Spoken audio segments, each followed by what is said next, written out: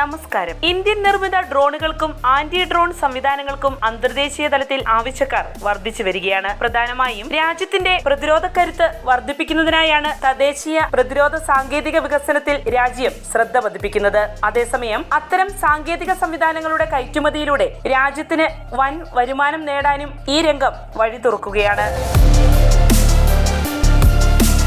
വൻകിട രാഷ്ട്രങ്ങൾ മുതൽ ചെറു രാജ്യങ്ങൾ വരെ ഇന്ത്യൻ സാങ്കേതിക സംവിധാനങ്ങളുടെ ആവശ്യക്കാരായി മുന്നോട്ട് വരുന്നുണ്ട്. അർമേനിയ മുതൽ അമേരിക്ക വരെ ആ പട്ടികയിൽ ഉൾപ്പെടുന്നു. നിലവിൽ യുദ്ധവിമാനങ്ങളെക്കാൾ രാഷ്ട്രങ്ങൾ താൽപര്യം പ്രകടിപ്പിക്കുന്നത് ആളില്ലാ വ്യോമ സംവിധാനങ്ങളിലാണ്. ഇന്ത്യയുടെ ഡ്രോൺ സാങ്കേതിക വിദ്യയിൽ വിദേശ രാജ്യങ്ങൾ താൽപര്യം പ്രകടിപ്പിക്കുന്നുവെന്നത് ആ രംഗത്തെ രാജ്യത്തിന്റെ വർദ്ധിച്ചു വരുന്ന മികവിന്റെ തെളിവാണ് ഉയർത്തിക്കാണിക്കുന്നത്.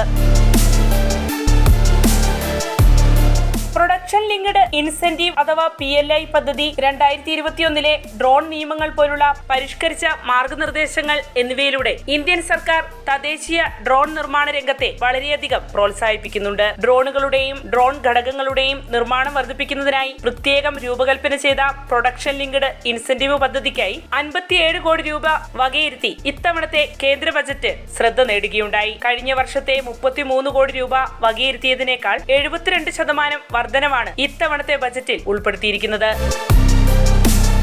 നിലവിൽ ഇന്ത്യയിൽ ഉപയോഗിക്കുന്ന ഡ്രോൺ സംവിധാനങ്ങളുടെ 50 മുതൽ 60% വരെ ഇറക്കുമതി ചെയ്യുന്നതാണ്. ഈ പ്രവണത മാറ്റാൻ ലക്ഷ്യമിട്ടാണ് പുതിയ പദ്ധതി പ്രാബല്യത്തിലാക്കിയിരിക്കുന്നത്. നിലവിൽ രാജ്യത്തെ 300ഓളം ഡ്രോൺ നിർമ്മാതാക്കൾ പ്രതിരോധം മുതൽ കൃഷി വരെയുള്ള വിവിധ ആവശ്യങ്ങൾക്കായി ആളില്ലാ വിമാന സംവിധാനങ്ങൾ അഥവാ UAS നിർമ്മിക്കുന്നുണ്ട്. 2030 ആകുമ്പോഴേക്കും ആഗോള ഡ്രോൺ നിർമ്മാണ കേന്ദ്രമായി മാറുക എന്നതാണ് ഇന്ത്യ ലക്ഷ്യമിടുന്നത്. ഈ അഭിലാഷത്തിലൂടെ രാജ്യം മൊത്ത ആഭ്യന്തര ഉൽപാദനം അഥവാ GDP 1 മുതൽ 1.5% വരെ വർദ്ധിപ്പിക്കുമെന്നും വരും വർഷങ്ങളിൽ കുറഞ്ഞത് 5 ലക്ഷം തൊഴിലവസരങ്ങൾ സൃഷ്ടിക്കുമെന്നുമാണ് പ്രതീക്ഷിക്കുന്നത്.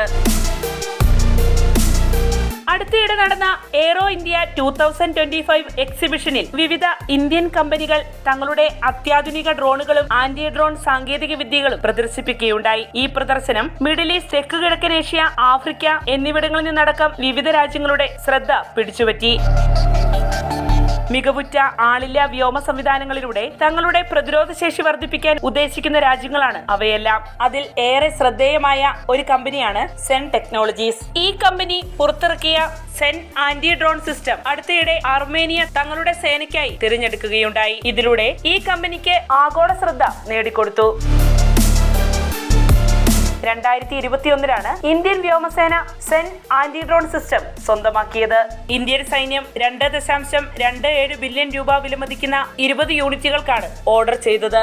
ഈ കമ്പനി അമേരിക്ക കേന്ദ്രീകരിച്ച് ഒരു നിർമ്മാണ പ്ലാന്റ് സ്ഥാപിക്കുന്നതിന് ഇപ്പോൾ പദ്ധതിയിട്ടിരിക്കുകയാണ്.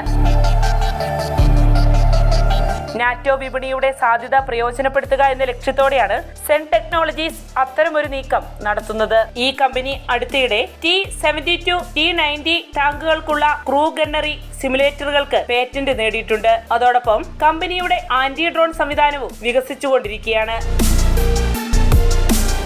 ശത്രു ഡ്രോണുകളെ നിർവീര്യമാക്കുന്നതിനോ നശിപ്പിക്കുന്നതിനോ ഉപയോഗിക്കുന്ന ഹാർഡ് കിൽ രീതികൾ, ഡ്രോണിന്റെ ആശയവിനിമയ സിഗ്നലുകളെ ജാമിംഗ് അല്ലെങ്കിൽ സ്പൂഫ് ചെയ്യുന്നത് പോലുള്ള സോഫ്റ്റ് കിൽ രീതികൾ എന്നിവ പോലുള്ള നിഷ്ക്രിയ സംവിധാനങ്ങൾ ഇപ്പോൾ വികസിപ്പിച്ചുകൊണ്ടിരിക്കുന്ന ആന്റി ഡ്രോൺ സിസ്റ്റത്തിൽ ഉൾപ്പെടുത്തിയിട്ടുണ്ട്. എയ്റോ ഇന്ത്യ 2025 എക്സിബിഷനിൽ കമ്പനി തങ്ങളുടെ വ്യോം കവച് എന്ന് വിളിക്കപ്പെടുന്ന ആന്റി ഡ്രോൺ സിസ്റ്റം അനാവരണം ചെയ്യുകയുണ്ടായി. ഈ കമ്പനി പുറത്തിറക്കിയിരിക്കുന്ന ആന്റി ഡ്രോൺ സിസ്റ്റം ആകാശത്തിനു മീതെ പാളികളായി നിലയുറപ്പിച്ച് സംരക്ഷണമേകാൻ പോന്നതാണ്. റേഡിയോ ഫ്രീക്വൻസി ഡയറക്ഷൻ ഫൈൻഡിംഗ് എന്ന സാങ്കേതിക വിദ്യയാണ് ഇത്തരം സംവിധാനത്തിന്റെ ആദ്യ സംരക്ഷണ പാളിയിൽ ഉൾപ്പെടുന്നത്. റേഡിയോ സിഗ്നലുകളുടെ ദിശ കണ്ടെത്തുന്നതിനും ട്രാക്ക് ചെയ്യുന്നതിനും ഈ പാളി ഉപകരിക്കപ്പെടുന്നു. അതുപോലെ തന്നെ ഏകോപിതമായി പ്രവർത്തിക്കുന്ന ഒന്നിലധികം ഡ്രോണുകളെ തിരിച്ചറിയാനും കണ്ടെത്താനും റേഡിയോ ഫ്രീക്വൻസി ഡയറക്ഷൻ ഫൈൻഡിംഗ് അഥവാ RFDD എന്ന സാങ്കേതിക വിദ്യ ഉപയോഗിക്കാനാകും. വ്യോം കവച് സംവിധാനത്തിന്റെ രണ്ടാമത്തെ ഘട്ടത്തിൽ ജാമറുകൾ പ്രവർത്തിക്കാൻ തുടങ്ങും. ജാമിങ്ങിൽ നിന്ന് രക്ഷപ്പെടുന്ന ഡ്രോണുകളെ നിയന്ത്രിക്കുന്നത് കാമികാസെ ഡ്രോണുകളാണ്. വ്യോം കവചിന്റെ മൂന്നാമത്തെ പാളി മിസൈലുകൾ വഴി ശത്രു ഡ്രോണുകളെ ലക്ഷ്യം വെക്കാൻ പോകുന്നതാണ്. ഈ അവസാന ഘട്ടത്തിൽ ഹാർഡ് കിൽ ഓപ്ഷനുകളുണ്ട്.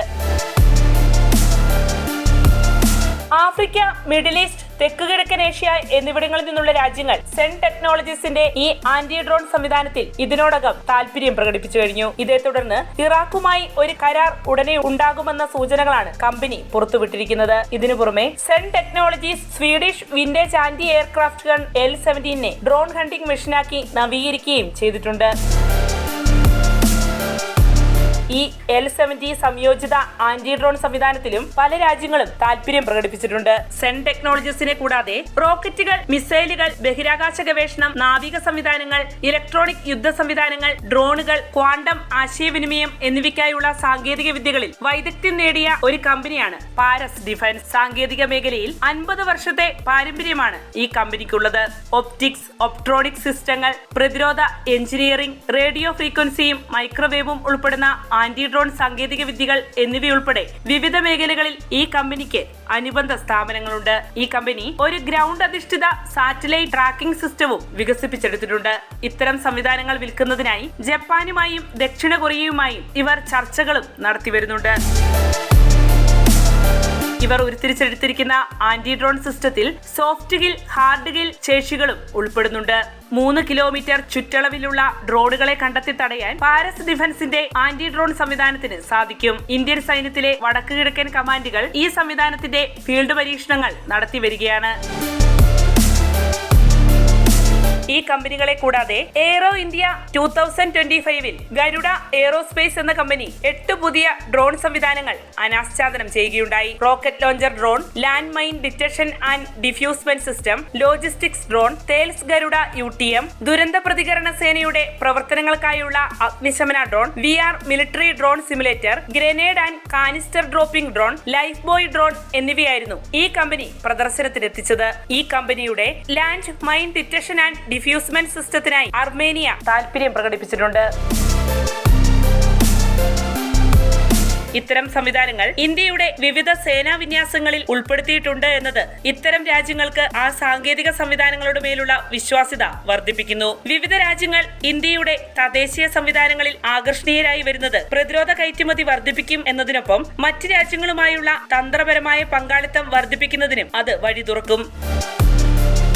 വാർത്തയുടെ നിറം തേടി തനി നിറം.